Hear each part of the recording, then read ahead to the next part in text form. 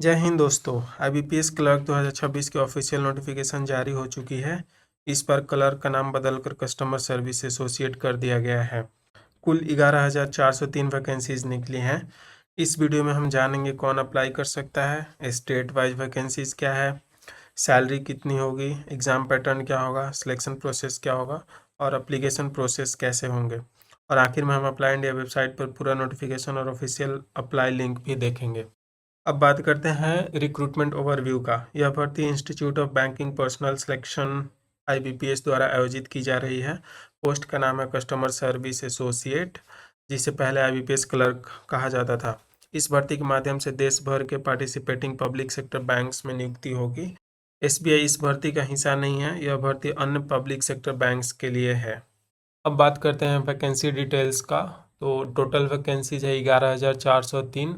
इसमें state wise vacancies भी हैं, जैसे कि उत्तर प्रदेश के लिए 1406, महाराष्ट्र के लिए 1138, बिहार के लिए 880 एंड ऐसे ही सारे डिटेल्स हैं। आप इसको गो थ्रू कर सकते हो। जब भी आप फॉर्म फिल करने जाओगे तो आप स्टेट वाइज वैकेंसीज देख करके ही फिल करना कि किसके लिए आप फिल करने जा रहे हो।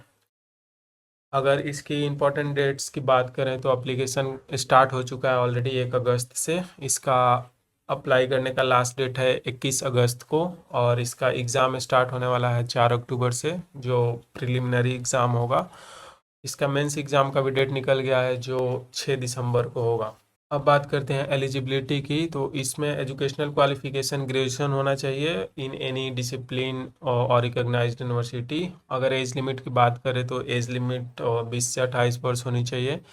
और इसमें दिया हुआ भी है कि candidate must be between 20 to 48 years age 1/8/2026 तक उसका और मतलब एज 20 से 28 वर्ष होना चाहिए। इसमें कंप्यूटर नॉलेज भी होने चाहिए और फिर लोकल लैंग्वेज भी होना चाहिए। जैसे कि अगर आप बिहार के हो और कर्नाटका के लिए अप्लाई करोगे तो वहाँ का लोकल लैंग्वेज आपको आना चाहिए। इसलिए आप जिस स्टेट के हैं उसी स्टेट के लिए आपको अप्लाई करनी चाहिए। अगर हम सिलेक्शन प्रोसेस की बात करें तो इसमें सिलेक्शन प्रोसेस है, इसमें मतलब 2 एग्ज़ाम होने वाले हैं।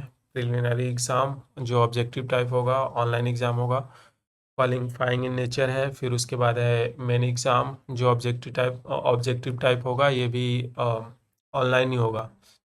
उसके बाद बेस्ड ऑन दैट आपको अलॉट कर दिए जाएंगे बैंक मेरिट लिस्ट के बेसिस पे।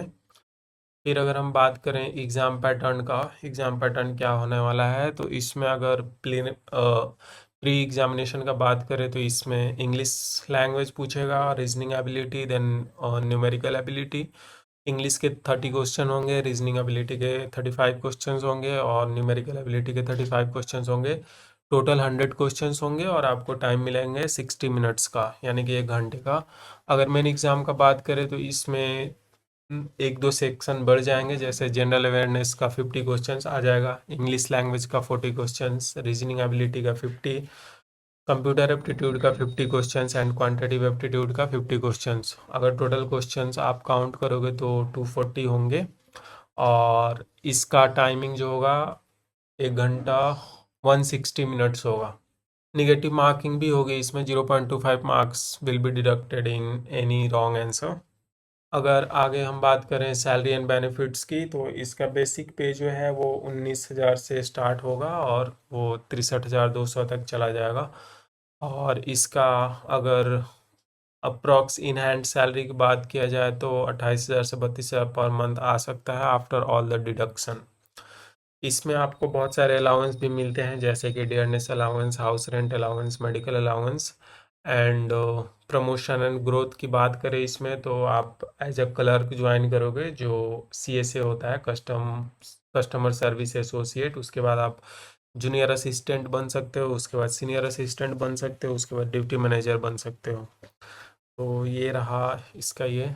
अब हाउ टू अप्लाई में पहले आपको रजिस्ट्रेशन करना पड़ेगा, फिर फॉर्म फिल करना पड़ेगा, फिर जो डॉक्यूमेंट्स रिक्वायर्ड होंगे वो आपको अपलोड करना होगा, फिर पेमेंट कीजिए and then submit, application submit कीजिए। उसके बाद एक रिसिप्ट मिलेगा जो आपको डाउनलोड करना है।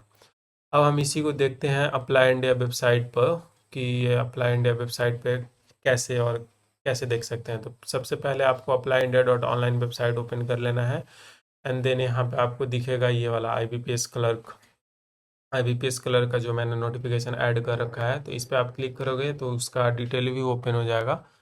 यहाँ से भी वो सारे डिटेल्स देख सकते हो जो मैंने आपको पीपीटी के थ्रू ऑलरेडी दिखा दिया है। जैसे कि अगर बेसिक डिटेल्स की बात करें तो हमको पता है कि ये एग्ज़ाम कौन कंडक्ट करा रहा है, ये आईबीपीएस कंडक्ट करा रहे हैं। इसमें टोटल वैकेंसीज हैं 11,403। अगर स्टार्ट डेट की बात करें तो 1 अगस्त है, लास्ट डेट टू अप्लाई 21 अगस्त है। इसका एग्ज़ाम डेट होने वाला है जो 4 अक्टूबर को प्री होने वाला है, उसके बाद मेंस होने वाला है दिसंबर में।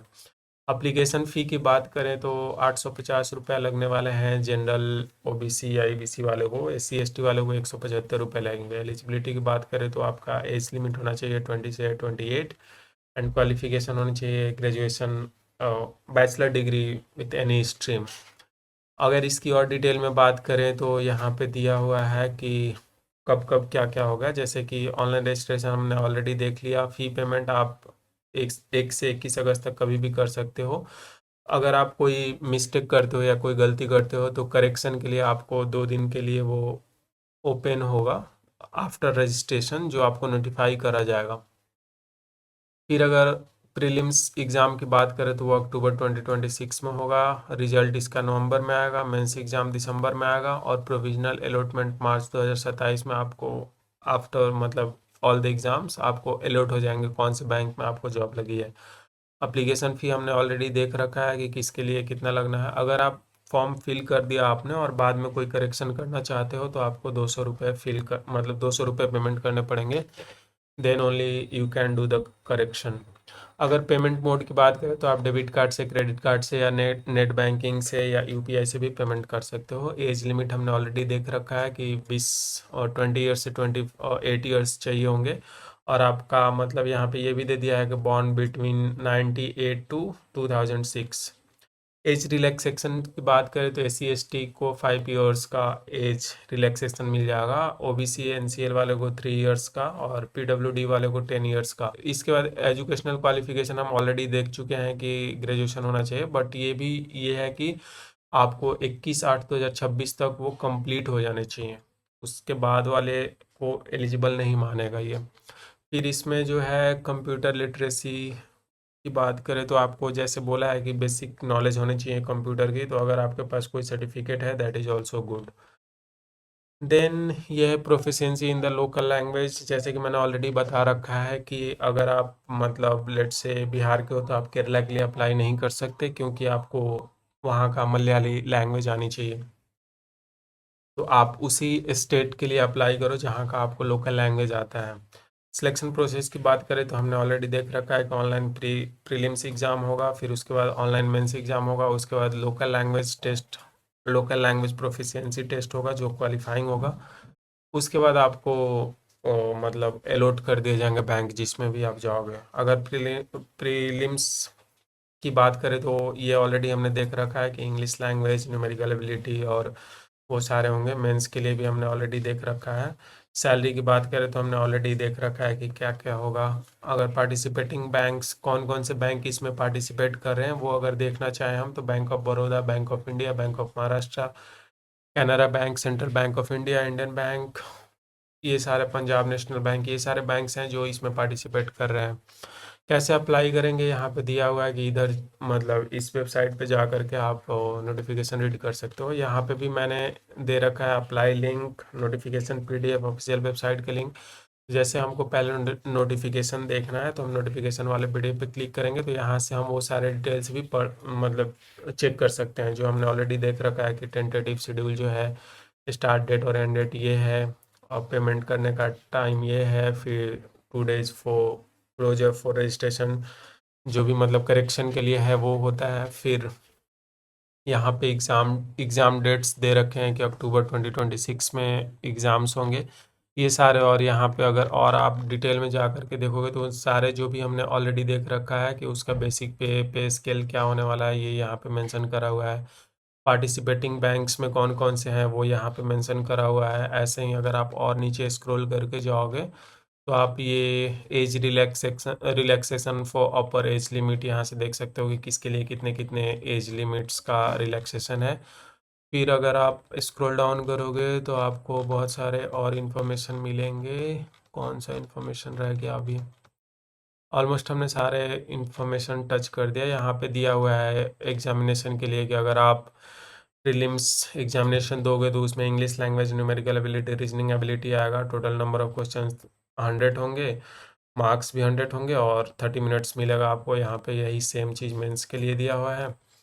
फिर अगर यहाँ पे बात करें तो ये एग्जामिनेशन सेंटर दिया होगा कि मीडियम एग्ज़ाम ये होगा और version of test medium of examination ये दिया हुआ है, स्टेट का नाम और मीडियम ऑफ एग्जामिनेशन दिया हुआ है, कौन कौन से स्टेट में कौन कौन से मीडियम अवेलेबल है। उसके बाद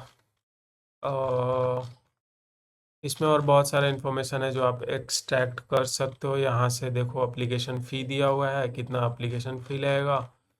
फिर अगर और नीचे आओ आप तो और क्या इन्फॉर्मेशन हो सकता है इसमें, ये दिया हुआ है bank wise and category wise vacancies और स्टेट वाइज वैकेंसी। जैसे बैंक ऑफ बड़ौदा का देखो तो एसटी के लिए 4 है, एससी के लिए 4 है, एसटी के लिए 1 है, ओबीसी के लिए 5 है। ये आप डिटेल में आप इस नोटिफिकेशन को रीड कर सकते हो बिफोर अप्लाइंग, ताकि आपको क्लैरिटी मिल जाए कि कौन से स्टेट में कितने कितने हैं। वो तो हमने ऑलरेडी देख रखा है कि कौन से स्टेट में कितने हैं, बट किस कैटेगरी के लिए कितने हैं उसको देखने के लिए आपको ये नोटिफिकेशन रीड करना पड़ेगा। जैसे एक और था ना कि हमें क्या बोलते हैं, ये है examination centre, state wise examination centre भी दिया हुआ है किस किस स्टेट के लिए कौन कौन सा एग्जामिनेशन सेंटर होगा। जैसे अगर आप बिहार से हो तो आपका एग्जामिनेशन सेंटर आप आरा, औरंगाबाद, भागलपुर, दरभंगा, गया, मुजफ्फरपुर, पटना, पूर्णिया इसमें से कोई एक सिलेक्ट कर सकते हो। और फिर क्या है, मेन एग्जामिनेशन के लिए भी यहाँ में इसमें से कोई एक आप सेलेक्ट कर सकते हो सिटी का नाम। ये हो गया। फिर और क्या इन्फॉर्मेशन है इसमें, तो अगर आप यहाँ पे आओगे तो नोटिफिकेशन का पीडीएफ हमने देख लिया। फिर अप्लाई ऑनलाइन पे आप क्लिक करोगे तो यहाँ से अप्लाई लिंक दिया हुआ है, यहाँ पे आकर के आप सारा चीज़ पढ़ सकते हो कि कैसे अप्लाई करें, हाउ टू अप्लाई, ये ऑलरेडी लिखा हुआ है, इंपॉर्टेंट पॉइंट्स हैं, इसको रीड आउट करके और यहाँ से आप प्रोसीड कर सकते हो। Click here for new registration and then you can go for the registration, you can register yourself giving all the details and then आप अप्लाई कर सकते हो।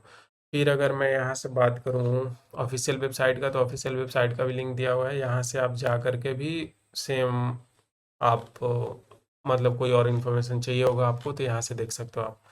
एक चीज़ मैं आपको यहाँ पे बताना चाहता हूँ वो ये है कि एप्लीकेशन ट्रैकिंग, अगर आप देखोगे तो यहाँ पे दिया हुआ है ट्रैक योर एप्लीकेशन। इसका क्या यूज़ है मैंने ऑलरेडी एक वीडियो बना करके बता रखा है, बट अभी के लिए मैं ये बता दूं कि अगर जैसे कि बहुत सारे लोग बहुत सारे मतलब सारे लोग जनरल कंपटीशन की तैयारी करते हैं और बहुत सारे एप्लीकेशंस के लिए अप्लाई करते हैं, बहुत सारे नोटिफिकेशंस के लिए अप्लाई करते हैं, बहुत सारे एग्ज़ाम्स देते हैं, बट वो ट्रैक नहीं कर पाते हैं कि अभी तक उन्होंने कितने एग्ज़ाम दिया या कितने सारे का एडमिट कार्ड डाउनलोड करा, कितने सारे का मतलब प्री में क्वालिफाई करा, मेंस क्वालिफाई नहीं करा या मेंस भी क्वालिफाई कर गया, कितने में सिलेक्ट हो गया। ये सब करने के लिए तो ये सब करने के लिए पहले आपको मतलब लॉगिन करना पड़ेगा। मैं ऑलरेडी लॉगिन हूँ और आपने लॉगिन नहीं करा होगा तो साइन अप करना पड़ेगा। आप साइन इन थ्रू गूगल कर लेना तो आप लॉगिन कर जाओगे। फिर अगर आप यहाँ पे आओगे तो यहाँ पे जैसे कि अगर आपने ये एप्लीकेशन अप्लाई कर दिया ऑफिशियल वेबसाइट से तो यहाँ पे आकर के आपको सिर्फ इसको मार्क एज कम्प्लीटेड मार्क कर देना है। तो इसको जैसे ही आप मार्क एज कम्प्लीटेड कर दोगे तो इसका मतलब यह है कि आपने इस नोटिफिकेशन को मार्क कर दिया। तो इन फ्यूचर कभी भी आप जब अप्लाई इंडिया के वेबसाइट पे आओगे और अपने डैशबोर्ड पे जाओगे तो यहाँ पे आप टोटल काउंट देख पाओगे कि अभी तक आपने कितने अप्लीकेशंस को अप्लाई करा है और किसको करा है। तो इन फ्यूचर जब भी आपको देखना रहेगा तो आप देख पाओगे कि आपने एक एक एप्लीकेशन को अप्लाई करा है और वो ये वाली एप्लीकेशन है IBPS क्लर्क की।